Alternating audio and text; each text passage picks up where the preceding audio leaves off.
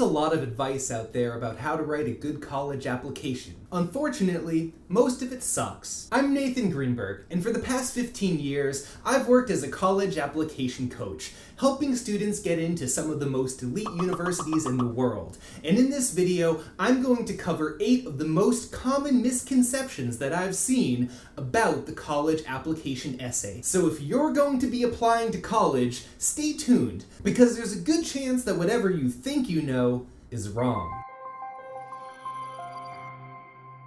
Misconception number 1. Don't write about your accomplishments. Mr. Greenberg. What is it, student me? But if you write about your accomplishments, won't it sound like you're showing off? Not if you do it well. Sure, you may not want to just rattle off a list of all the accomplishments or awards that you've won, but there are a lot of ways to talk about your accomplishments without giving the impression of boasting. One trick is to focus less on the accomplishment itself and more on the challenges that you had to overcome in the process, and what you learned from that experience. But you certainly shouldn't be afraid to write about your accomplishments. In fact, if you've accomplished something impressive, you'd be foolish not to write about it, because if you don't write about it, how else will they know? Sure, the Common Application may allow you to list 10 activities or accomplishments, but it only gives you enough room to write a few words about those, which isn't nearly enough space to explain why they're so meaningful. So the personal statement is kind of the only chance you've got. Plus, the prompt may actually encourage you to write about your accomplishments. Like, one of the prompts on the Common Application is literally to write about an accomplishment, event, or realization that sparked a period of personal growth. So show them your best side, because the competition at the top schools is fierce, and if you don't show them your best side, you won't stand a chance. Now let's move on to misconception number 2. Don't write about your weaknesses. But Mr. Greenberg, didn't you just tell me I should focus on my strength? True. But that doesn't mean you should be afraid to acknowledge your weaknesses too. And again, sometimes the prompt may require you to do so. Like, one of the prompts on the Common Application asks you to recount a time when you faced a challenge, setback, or failure. The key thing to keep in mind with weaknesses, though, is that you need to focus on the growth rather than the weakness. I've seen too many students devote 400, 500 of their 650 allotted words focusing on all the mistakes they've made in the past, and then hastily declare that they've changed, which doesn't come across as very convincing. So what I like to recommend to my students is something I call the rule of thirds. Roughly 1/3 of your essay can be devoted to the problem or weakness, 1/3 to how you overcame that problem or weakness, and 1/3 to what you learned in the process of overcoming that problem or weakness. Obviously, you don't have to stick to that exact ratio, but it's a good guideline to keep in mind. So let's move on to our next misconception, misconception number 3. Model your essays after essays that worked in the past. But Mr. Greenberg, if they worked in the past, doesn't that mean they're good? Well, probably. Without context, it's impossible to know whether the students who wrote those essays got in because of them or in spite of them.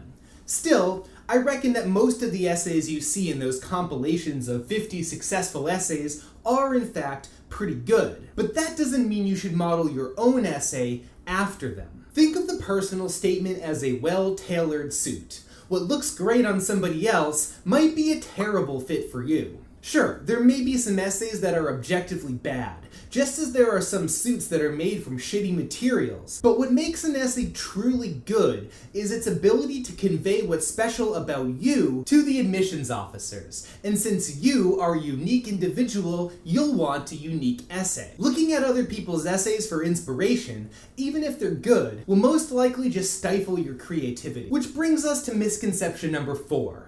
You need a completely original topic. But Mr. Greenberg, you are literally just saying I should try to be unique. True. With tens or hundreds of thousands of applicants competing for maybe a few thousand spots at most of these schools, you'll want to stand out from the pack. And you may hear about students that earned admission at elite universities with very unusual and sometimes bizarre essay topics. like the student who got into Johns Hopkins by writing her essay in the format of a Spotify playlist, or the student who got into Stanford by just repeating the hashtag Black Lives Matter 100 times. But the only reason you hear about these essays is because they're so uncommon. Nobody talks about the thousands of students who get into elite universities every year with far more conventional essay topics. Plus, the truth is that you don't need a completely original topic to write a completely original essay. Even if you're writing about a relatively cliché topic, like adapting to life in a new country, or helping seniors at a nursing home, or overcoming stage fright, if you write it in your own voice, focusing on details from your own life and your own original reflections, that essay will stand out. But don't feel overwhelming pressure to show admissions officers something they've never seen before. Just try to show them the best side of yourself, whatever that may be. Now that we've got that out of the way, let's move on to misconception number 5. Use sophisticated language and grammatical structures to impress your readers. But Mr. Greenberg, won't they be judging you on your writing ability? To some extent, student me, they will be. But sophisticated language and grammatical structures do not good writing make. In fact, simple, unadorned language can often be far more effective at conveying raw emotion than all of that flowery stuff. The goal is to sound authentic, sincere, not pretentious, like you're trying to prove something. Consider this example from a personal statement in which a student grapples with pressure to act more like her overachieving older sister Claire. This excerpt comes from a pivotal moment in the narrative, when the student realizes that it's futile to follow in Claire's footsteps, and that in attempting to do so, she's only suppressed her true self. In my unfathomable naivety, I had obstinately aspired to become a second iteration of Claire, an aspiration that I had inevitably failed to achieve. Yet in that moment of penetrating enlightenment, it was indubitably clear to me that my actions had resulted in just one repercussion. I had neglected to listen to the murmur of my own heart. Now this could be a powerful moment, but the emotional impact is being undermined by the long sentences and flowery language, which is full of cliches, not to mention overall wordiness. Let's take a look at a potential revision that resolves some of these issues. I tried to become another version of Claire, but had failed.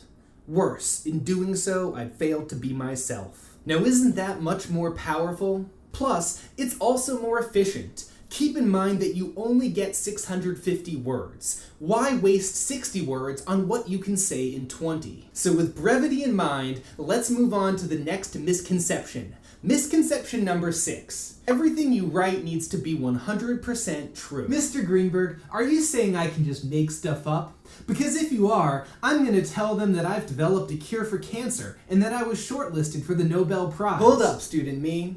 I'm not saying it's okay to outright lie about your accomplishments. College admissions officers are pretty good at detecting bullshit when they see it. And in some cases, they may even do a little bit of detective work to verify claims that you've made. But that doesn't mean you can't embellish the truth. And certain truths can be embellished more than others. One distinction that I like to make is between external truths and internal truths. By external truths, I mean objective facts, the kind of stuff that can be verified by others. And by internal truths, I mean what you thought or felt, the kind of stuff that only you would be able to know. Now, when it comes to external truths, I wouldn't embellish much. Like, I wouldn't say that you played first violin in your school orchestra when in fact you played second. And I wouldn't say that you're fluent in Portuguese when in fact you only speak some. Although it often is possible to phrase external truths in language that makes them seem just a little bit more flattering. For instance, you could write, "In the Green Club, my friends and I raised $214 to help fight climate change." But you could also write, "As a member of the Green Club, I played an active role in raising hundreds of dollars to help fight climate change." Now that second example sounds a lot more impressive because it emphasizes your contributions rather than those of your friends. Also, hundreds of dollars sounds like more than $214. But you haven't technically lied. Everything that you've said is 100% true. Just remember that you have the power to choose which details to include or omit, So use that power to your advantage. When it comes to internal truths, though, the stuff you thought or felt, you have a lot more freedom to make stuff up, because there's no way that the people reading your essay will be able to know. Maybe you're writing about some event or incident from your personal life, and the truth was, you didn't really think about it at the time.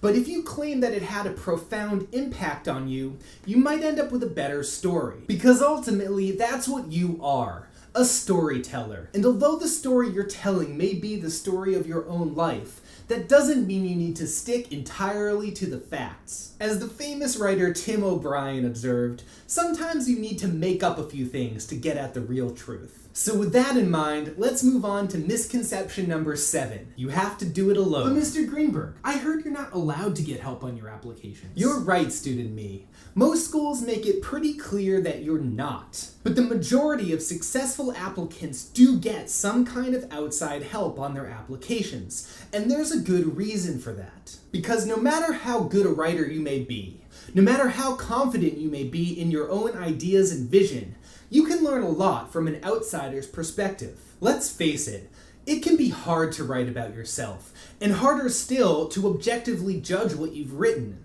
But somebody with a little bit more critical distance may be able to pick up on things that you've missed. So show your essay to a friend or two, and if you can afford it, a professional. And when you do, don't take it personally if their reaction to the essay that you've labored over for hours isn't entirely positive. Instead, listen carefully to whatever criticism they have to offer, because sometimes what you need to hear isn't what you want to hear. Now that brings us to our final misconception. Misconception number 8. You have to do what the experts tell you. But Mr. Greenberg, you were literally just saying I should listen to their feedback. And you should listen, preferably with an open mind. But that doesn't mean you actually need to do what they suggest. A personal statement isn't like a math equation where there's only one correct answer. There are 1,000,001 ways to write a good essay, and ultimately the one you submit should be the one that most effectively captures what makes you special. And there's no better judge of that than you. So relax and have some confidence in yourself. Writing a good college application essay takes a lot of hard work and effort, but it can also be a lot of fun. I hope you found this video helpful. If you have, don't forget to like, comment, and subscribe. Thanks as always for watching, and good luck.